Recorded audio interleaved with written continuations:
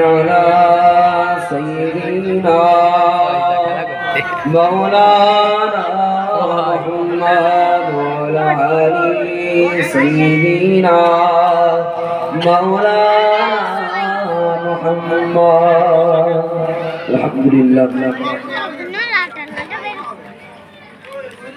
আমার নবী যে সবচেয়ে কাছের সাহাবা সিদ্দিক আকবর হযরত আবু বকর সিদ্দিক রাদিয়াল্লাহু তাআলা আনহু নবীজি যখন ইন্তেকাল করেন আবু বকর সিদ্দিক পাশে ছিলেন না।